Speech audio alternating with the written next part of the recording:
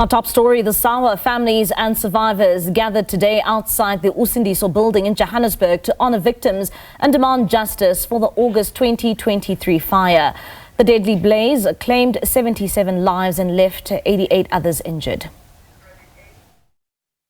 It is about a struggle for justice, but also a remembrance on and by itself, because it cannot be right that 76 poor black lives were lost in such a tragic manner, and the country pretend as if nothing has happened. This was a tragedy.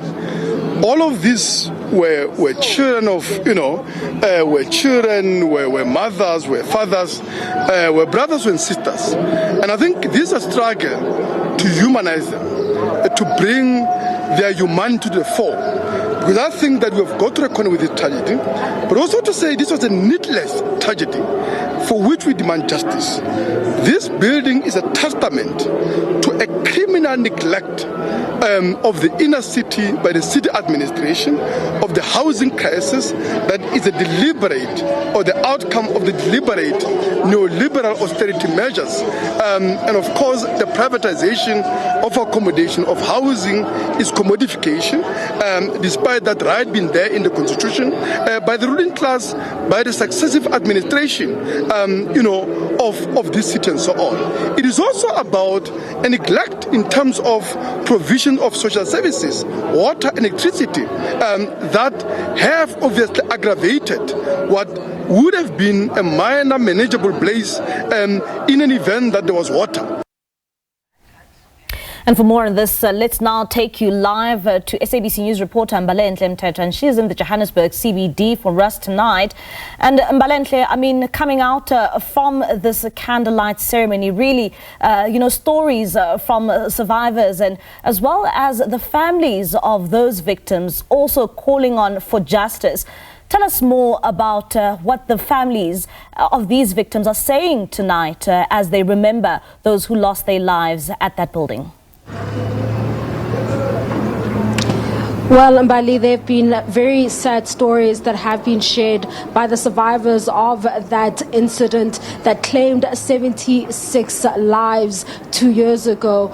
The survivors who came here to commemorate these lives and remember those who lost their lives in the fire lit 76 candles in a way, and in order to remember these individuals. We're going to step out of the shot in order to remember those who lost their lives in the fire. And what you're seeing right now are visuals of those survivors who were here for the event, and they also watched a documentary on the incident that unfolded 2 years ago. And many of them are bemoaning their living conditions since the fire, saying that since then they have been unable, many have been unable to find places they can call home, and many have found themselves living in the streets. And one of the survivors here was badly hurt, and she joins me now. Mama, siyabonga ukuthi ukhulume nathi. Mama, besacela nje usazise kabanzi ukuthi ngalo lasuku lolana kwenzekani. Ngiyakhumbula usho ukuthi waphuma ngefastela. Ngolo lasuku lolana sasilele. Sasilele umbane sasingenawo. So wabuya kwi-neighbors kwasala thina, so sacabanga ukuthi uzobuya ngo-10, salala sathi sizovuka mawukhona, but sivuswe kukudubula kwento esingayazi. Mina ngithe mase ngivula umnyango ngathola kunentuthu, and le ntuthu le ngeke khange angikwazanga ukuphefumula. So ngavusa ingane ke ebhedini, uma wakhona wayesemsebenzini wangitshela ukuthi akazukwazi ubuya ngoba kusasa uyavukela futhi uyolalela kwabomngani wakhe. So ngangisele nengane, ingane ke ngabe sengisiya kuyo ngiyoyivusa ngithi asiphume siya kuya ibuilding liyasha. Ibena 7 years ngokho. Ngqoke nathi besilele naye ugqoke izinto zokulala. Kwase kwenzakalani emva kwalokho, naphuma kanjani? Mina ngithe ke mase ngiphuma ke ngomnyango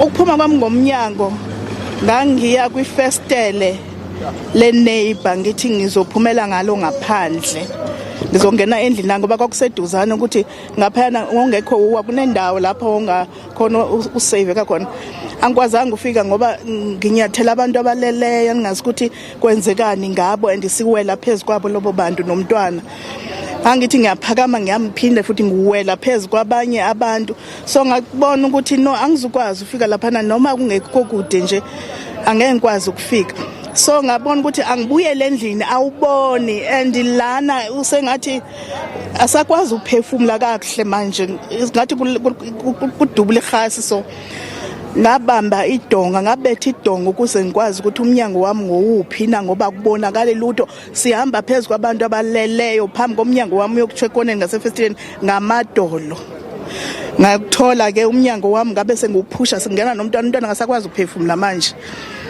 kangithi siyangena endlini kulayitile ibuilding eliduzane nathi ngiyabona amasime festileni ngavula ifestile sithi sifuna ujumpa ngayo amafinyela akhe aphuma emnyama so ngacela abantu abasezantsi ukuthi ngikwazi ukumphosa bamgange bakwazi ukumphosa so kwaba kumfana oyi1 wagibela ibuilding wagibela phezulu nyana sizwa ngabanye bathi kuseduzane angimphosele kubo. Wena mama wagcina uphume kanjani wena ukuze ulimali?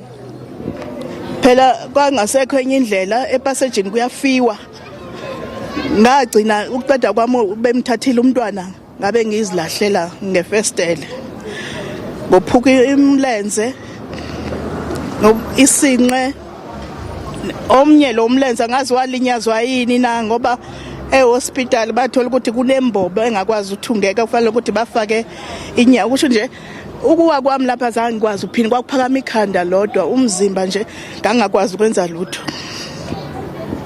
Usuku olufana nalo namhlanje lusho ukuthini kuwe mhlambe?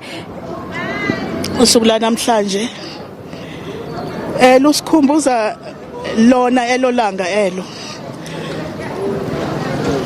lisifisa ubuhlungu kakhulu futhi ngoba bashona esasiphila nabo nabantwana babo kwashona abantu abaningi esibesiphila na kusho ukuthi linxeba nje engasoze laphela lehlo. Njengamanje mama isimo sokuhlala mhlambe sinjani?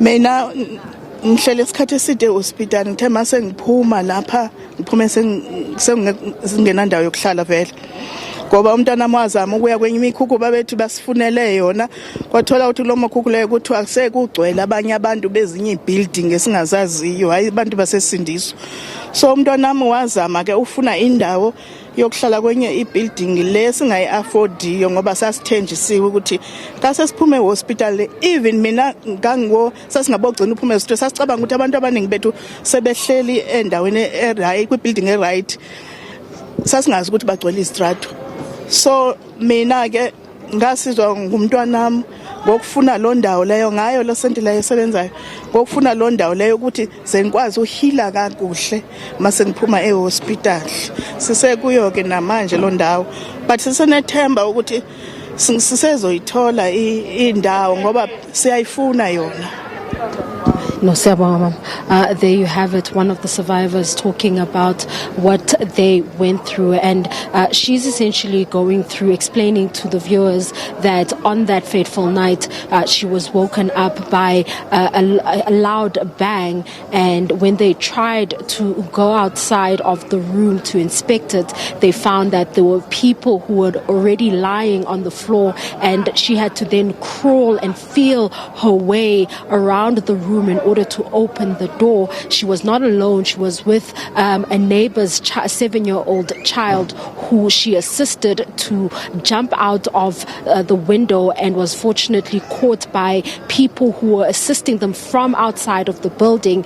She then also jumped out of the window in order to save herself after realizing that it was too dangerous to even go through the passageways or even try alternative means to get out of the building. She says she jumped out of the building and she was then hurt. After that, both her legs were hurt, but the one leg was severely hurt, and it took some time for her to recover. She was then taken to the hospital where she then recovered, but she said when she came out of the hospital upon her recovery, she learned that she had nowhere to go. Unfortunately, her daughter had found another building that they're renting, but she says it's very expensive. She also explained that there are those who are still living in the streets and unfortunately were not accommodated in the alternative accommodation that was meant for the Usindiso fire building victims. These are some of the informal settlements that we know of. One of them is not far from here, which is called Mbalenhle. That's where many of the survivors have moved to, but others had moved to another informal settlement in Denver, but they say that the people, the individuals who were then housed in that informal settlement are not necessarily those who came out of this building or who survived the fire. And she then says that there are those who are still living in the streets, and she's explaining that life has become very difficult since that tragic incident. And you know, they are now renting a fairly pricey place, and they are struggling to pay for that particular place. But she says she is fortunate to have even found a place to stay. For now, it is back to you in studio. Mbalenhle, thank you so much for that update. Really a harrowing story that survivor is really accounting about the day in question where she had no means but to just jump out of that building when it was on fire. Of course, this happening 2 years ago. Really tragic and a really sad story there that you are covering. That's our reporter Mbalenhle Mthethwa giving us the latest from the commemoration of the Usindiso Building Fire.